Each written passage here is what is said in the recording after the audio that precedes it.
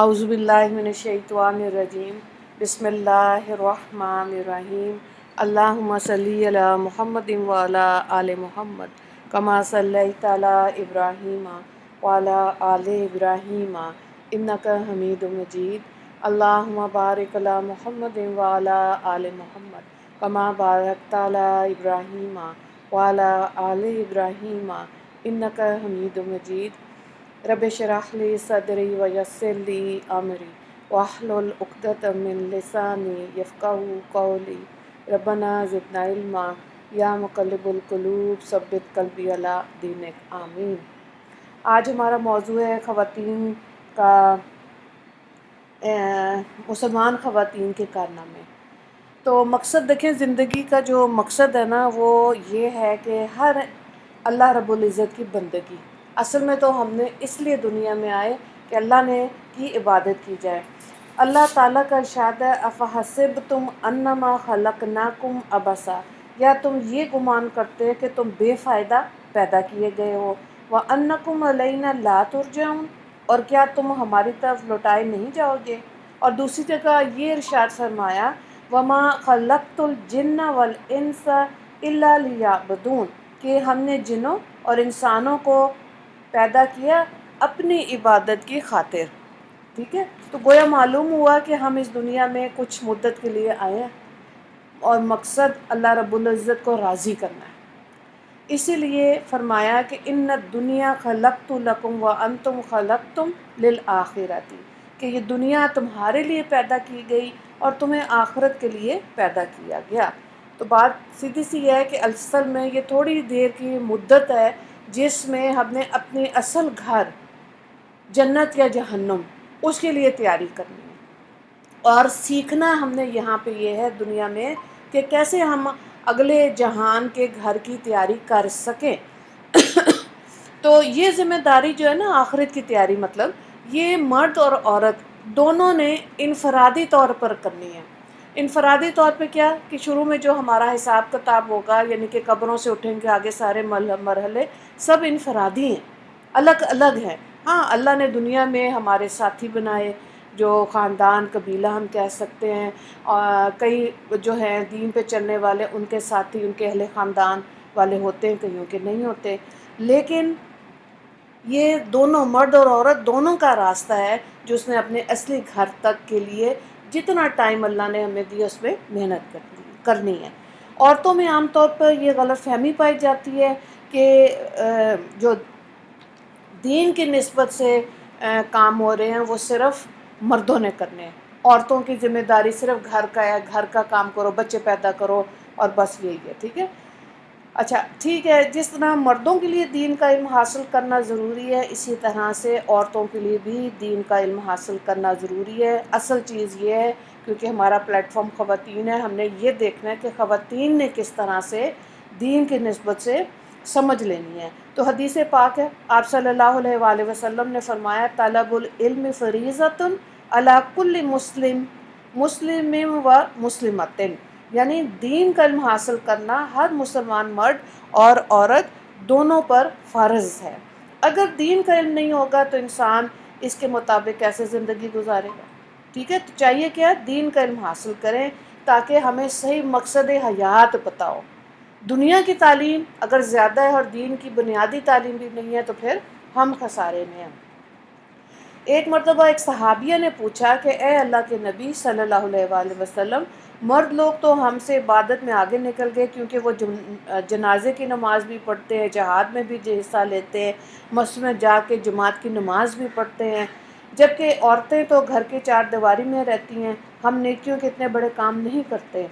تو آپ صلی اللہ علیہ وآلہ وسلم نے فرمایا جو عورت گھر کے کونے میں نماز پڑھ لیتی ہے، یعنی کہ دیکھیں اس کو آپ ڈاکٹر اسرار نے بھی سمجھایا اور بہت علماء کرام نے بھی، کہ خواتین کی نماز گھر کی نماز، اور گھر کے اندر ایک کمرے میں بھی ایک کونے میں ایک مصلی بچھا لیں، اور وہاں پہ وہ آپ کی چھوٹی سی مسجد ہو جائے گی۔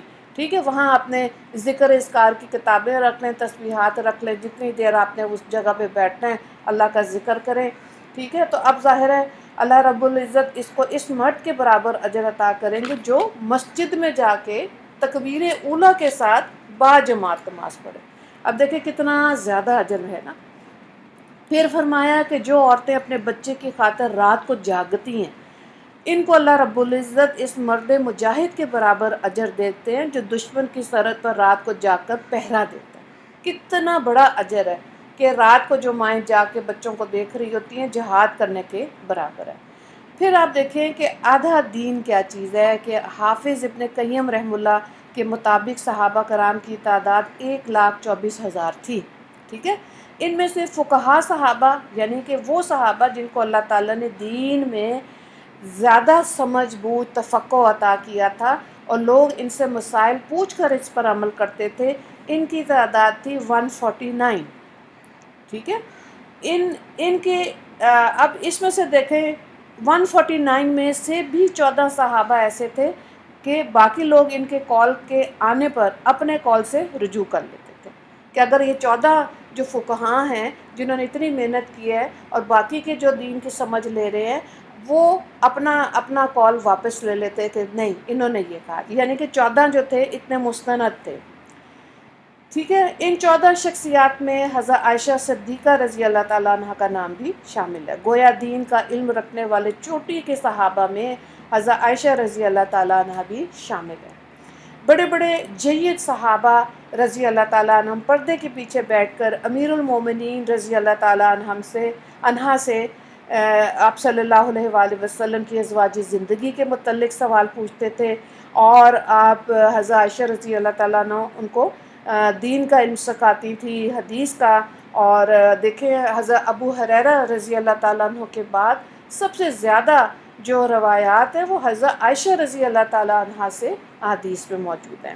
تو معلوم ہوا کہ عورتیں علم میں دین کے میدان میں مردوں سے پیچھے بالکل بھی نہیں ہیں، بالکل نہیں ہیں۔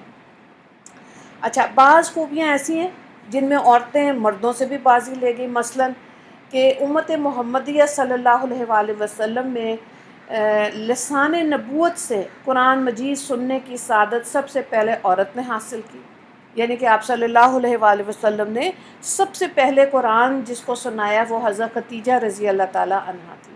اسی طرح امت محمدیہ میں دیدار نبی صلی اللہ علیہ وآلہ وسلم کی سعادت بھی سب سے پہلے حضرت خدیجہ رضی اللہ تعالیٰ عنہ نے پائی تھی، یعنی کہ پہلی نظر جیسے نبوت مل گئی تو پہلی نظر عورت کی پڑی۔ اور اسی طرح سے جو شہادت تھی، پہلی شہادت دین اسلام میں وہ حضرت سمیہ رضی اللہ تعالیٰ عنہ کی تھی، جو پہلی خاتون تھی جنہوں نے شہادت پائی تھی، ٹھیک ہے۔ اچھا، اس کے بعد دیکھیں حضرت خدیجہ رضی اللہ تعالیٰ عنہ کی کامیاب زندگی میں دیکھیں بے مثال اثار اور تعاون شامل نظر آتا ہے۔ جیسے ان کا نکاح آپ صلی اللہ علیہ وآلہ وسلم کے ساتھ ہوا، انہوں نے اپنا سارا مال نبی اکرم صلی اللہ علیہ وآلہ وسلم کے قدموں میں نچھاور کر دیا، اور ہر موقع کے اوپر آپ صلی اللہ علیہ وآلہ وسلم وہی نازل ہو رہی ہے تب بھی پورا ان کا ساتھ دیا۔ تو آپ صلی اللہ علیہ وآلہ وسلم کی ہر موقع پر ان کے ساتھی رہیں۔ اسی طرح آپ بزرگان دین میں دیکھیں جنہوں نے اتنا دین کا کام کیا، خواجہ معین الدین چشتی اجمیری، ان کی والدہ کا کردار، خواجہ قطب الدین بختیار کاکی، ان کی والدہ کا کردار، شیخ عبد القادر جیلانی کی والدہ کا کردار، یہ وہ چیزیں ہیں جس پہ بہت کچھ لکھا گیا اور کتابیں موجود ہیں کہ ان خواتین نے حضرت مولانا محمد الیاس کاندھلوی رحم اللہ کی والدہ، انہوں نے اپنے اولادوں پہ بے حد محنت کی۔ تو آج کے دور کی اگر تھوڑی سی بات کی جائے تو آپ دیکھیں اس میں بھی علماء کرام کیا کہتے ہیں کہ اتنا شارٹ ٹیمپرڈ ہو گئی ہماری نوجوان نسل ٹک ٹاک کو دیکھ دیکھ کے کہ 1 گھنٹے کا بیان ہو نا یا 40 منٹ کی بات ہو تو یہ مزاج نہیں رہا اب سننے کا۔ کیونکہ نا صرف جلدی جلدی ٹک ٹاک دیکھ لی، شارٹس دیکھ لیے، اور اسی کے اندر کتنا وقت ضائع ہو جاتا ہے کہ نصیحت سننے کو بھی دل کوئی نہیں کرتا۔ تو چند منٹ میں مزے لینے کی عادت یہ ہماری نسل میں پڑ چکی ہوئی ہے۔ اب کتنا ضروری ہے کہ کہاں اتنے علماء کرام کی والدہ جنہوں نے محنت کی اور کتنے بڑے بڑے بزرگان دین دنیا میں آئے اور انہوں نے محنت کی اور کتنے لاکھوں لوگوں کو مسلمان کیا. ٹھیک ہے، اگر یہ چیز ہماری بچیوں میں نہیں ہوگی نا، نصیحت سننے کی، دین کی سمجھ لینے کی، گھبرائیں گی، تو پھر ان کی نسلیں جو ان سے بچے پیدا ہوں گے نا، پھر آپ اندازہ کریں کہ وہ ان کا کیا مزاج ہوگا. تو یہ بہت فکر والی بات ہے کہ انسان اپنے آپ کو اچھائی سے، نیکی سے خود محروم کرتے. بہرحال، اور یہی وہ چیز ہے جس کی وجہ سے اب غصے جو ہیں مزاج میں وہ بہت زیادہ ہیں. یہ نہیں، میں نے اس لیے بھی یہ دیکھتی ہوں کہ گھروں میں مائیں اپنی بیٹیوں سے بہت پریشان ہیں. ٹھیک ہے، کیونکہ وہ نہیں سنتی. تو اب یہ امید رکھیں کہ جی جو بہویں آئیں گی وہ سارا گھر سنبھال لیں گی، تو وہ بہو نوکرانی تو ہے کوئی نہیں. اللہ رحم کرے. تو بات یہ ہے کہ وہ بھی احسان کے درجے میں آتا ہے، فرائض میں نہیں آتا. ٹھیک ہے، لیکن یہ کہ اب آپ دیکھیں کہ جو نئی نسل ہے، جو اے لیولز کر رہی ہیں بچیاں، او لیولز کر رہی ہیں، ایف اے میٹرک کر رہی ہیں، کیا ان کے مزاج ایسے ہیں کہ یہ اپنا گھر دیکھ نہیں رہی اور ایک پورے گھر کو یہ سنبھال لیں گی؟ بالکل بھی نہیں. یہی چیز جو ہے نا، اسی کو آپ ایسے تذکرے میں ینگ جنریشن کو دین کی نسبت سے جوڑیں. جو خواتین خاص طور سے کام کر رہی ہیں نا دین، ایسی باتیں سنائیں. کیونکہ جس کتاب کو میں نے آج لیا، جس کے حوالے پڑھ رہی ہوں، اس میں تو اتنا اعلیٰ چیزیں لکھی ہوئی ہیں کہ اب تو ہم سوچ کے تو حیران ہی ہو سکتے ہیں کہ اچھا یہ ایسے ہوتا تھا. اتنی خواتین نے محنت کی، لیکن کی ہوئی ہے. آپ دیکھیں حضرت قرآن پاک جب پڑھتے ہیں، 8 جگہ ایسی جگہیں ہیں جہاں پہ اللہ رب العزت نے حضرت عمر رضی اللہ تعالیٰ عنہ کی چاہت پر قرآن میں احکامات نازل کیے. اتنا ان کے اندر جذبہ تھا، دین اسلام سے محبت تھی سچی پکی. ٹھیک ہے، ایک جگہ جو شان نزول آتا ہے نا، وہاں پہ لکھا ہوا ہے کہ حضرت عمر بن خطاب رضی اللہ تعالیٰ عنہ کو دور خلافت تھا. ایک دن آپ ممبر پہ کھڑے ہو گئے اور فرمایا، آج کل جو لوگ حق مہر باندھنے میں بہت فراغی کا ثبوت دے رہے ہیں، امیر لوگ بڑے بڑے حق مہر باندھتے ہیں، جبکہ غریب لوگ اتنا نہیں باندھ سکتے. اس سے غربا کو پریشانی ہوتی ہے. تو میرا جی چاہتا کہ حق مہر کی مناسب سی مقدار یعنی 40 اوقیہ چاندی متعین کر دی جائے. اچھا، تاکہ امیر غریب سب اتنا ہی مہر باندھیں کہ اس سے مسلمان کوئی رنجیدہ نہ ہو. اب یہ بات انہوں نے کہہ کر وہ ممبر سے اتر گئے. عورتوں کی طرف سے ایک خاتون آئیں اور انہوں نے آ کے کہا حضرت عمر رضی اللہ تعالیٰ عنہ کے پاس، کہنے لگیں کہ اے امیر المومنین، کہ آپ نے انتظامی امور کی وجہ سے مسئلہ بیان کیا یا کتاب و سنت کو سامنے رکھ کر بیان کیا؟ انہوں نے کہا، میں نے انتظامی امور کو سامنے رکھ کر یہ بات کی ہے کہ تاکہ کسی کی دل آزاری نہ ہو. فرمانے لگی وہ خاتون کہ قرآن میں تو جبکہ یہ بات وضاحت سے بیان کر دی گئی کہ آپ کو کہاں اختیار ہے کہ آپ اس میں کوئی کمی بیشی کر سکیں. حضرت عمر رضی اللہ تعالیٰ عنہ نے فرمایا کہ قرآن میں اس کی تفصیل کہاں ہے؟ تو خاتون نے کہا، اللہ تعالیٰ نے لکھا ہوا ہے، وَإِنْ آتَيْتُمْ أَحَدَهُنَّ قِنْطَارًا فَلَا تَأْخُذُوا مِنْهُ شَيْئًا. یعنی اگر کوئی عورت کو مہر میں سونے چاندی کا ڈھیر بھی دے، تو جب اللہ تعالیٰ نے قرآن پاک میں سونے چاندی کے ڈھیر کا کہہ دیا، پھر آپ اس کی مقدار کم زیادہ نہیں کر سکتے، خود سے نہیں طے کر سکتے. یہ سن کر حضرت عمر رضی اللہ تعالیٰ عنہ فوراً ممبر پہ واپس گئے. فرمانے لگے کہ ایک بہن نے اپنے بھائی کی غلطی کی نشاندہی کر دی، لہٰذا میں اپنا حکم واپس لیتا ہوں، کیونکہ جب پروردگار نے حد متعین نہیں کی تو لوگوں کے پاس اختیار ہے کہ ہر بندہ اپنی مرضی کے مطابق حق مہر باندھ سکتا ہے. ٹھیک ہے، تو حیثیت کے مطابق ہے، جی بالکل.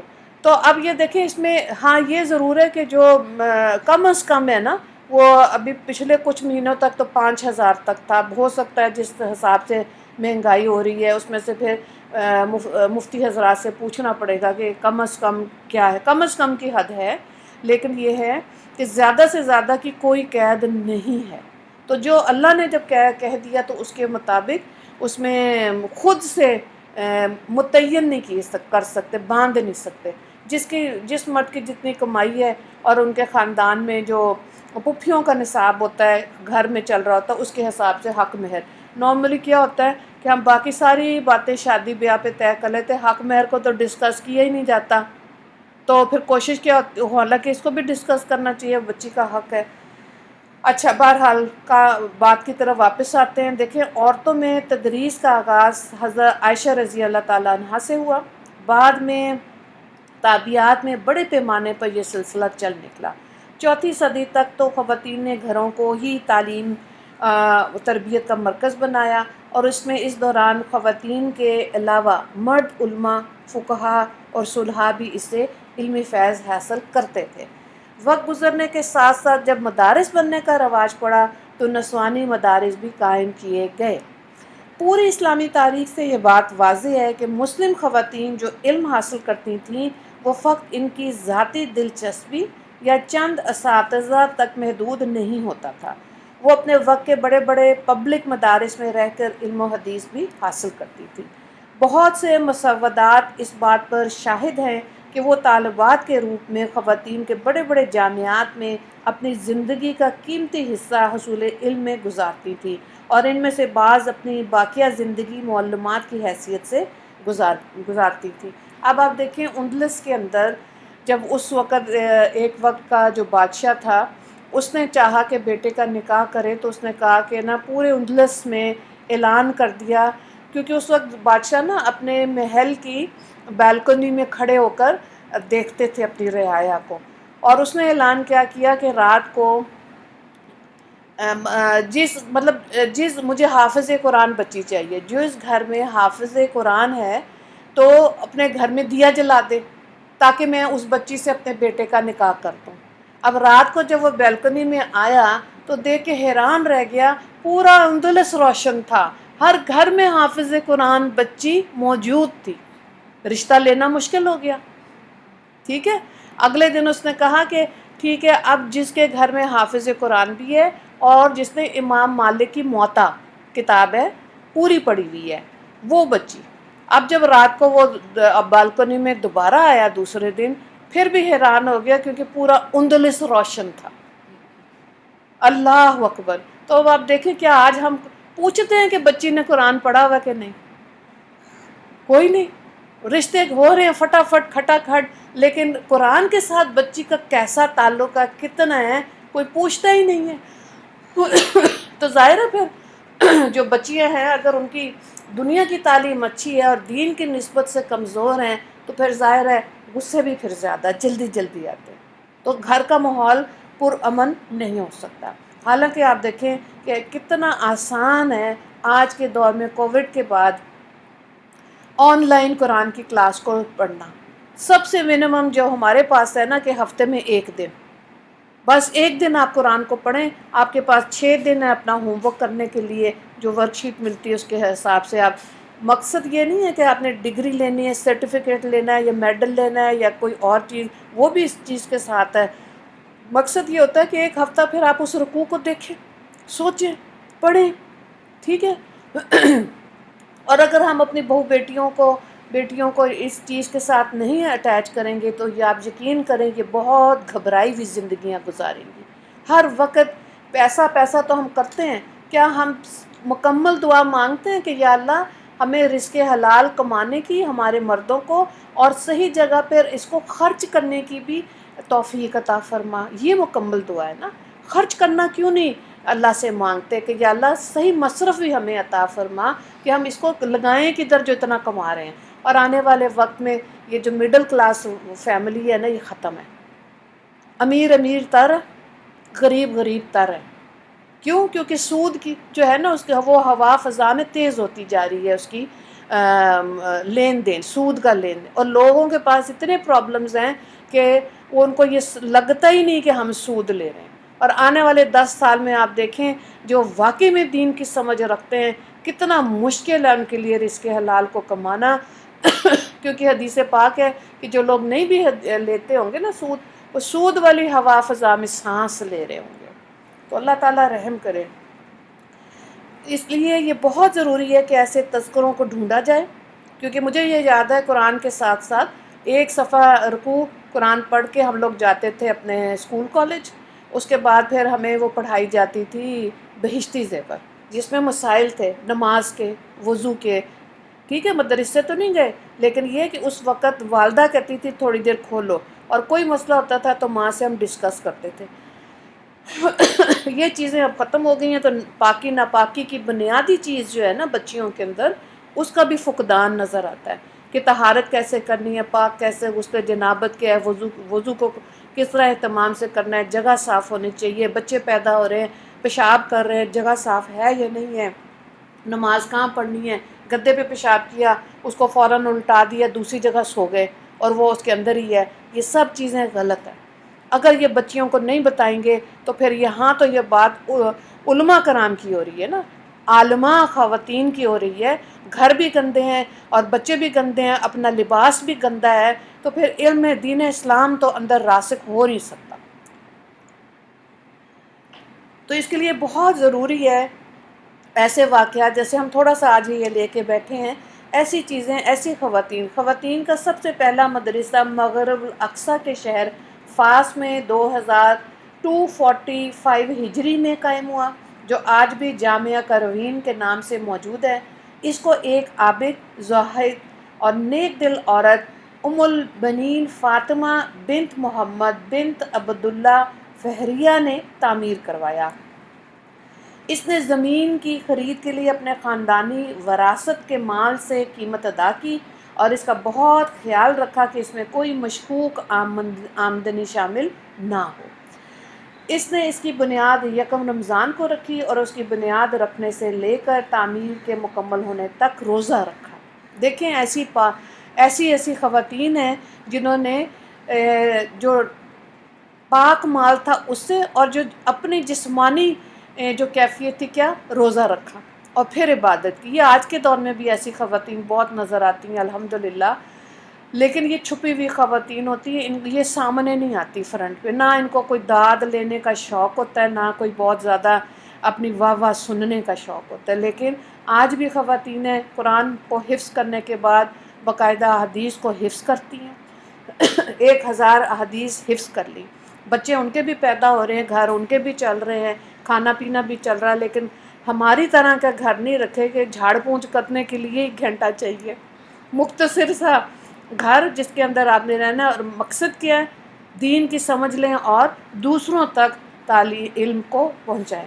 ہاں، اگر آپ واقعی میں افورڈ کر سکتے ہیں ایسی فیملیز کو رکھنا، پھر رکھیں ان کو اور دین کا کام زیادہ کریں، صرف اس نسبت سے نوکر رکھیں، ورنہ یہ جو آج کے دور میں آرام پرستی، عیاشی پرستی مردوں میں، عورتوں میں آ گئی نا، کہ آرام سکون سے نہ ہلنا پڑے، نہ کام کرنا پڑے، تو پھر اور اللہ ہمیں جنت الفردوس دے گا، ایسا کوئی وعدہ اللہ نے کسی مسلمان سے کوئی نہیں کیا۔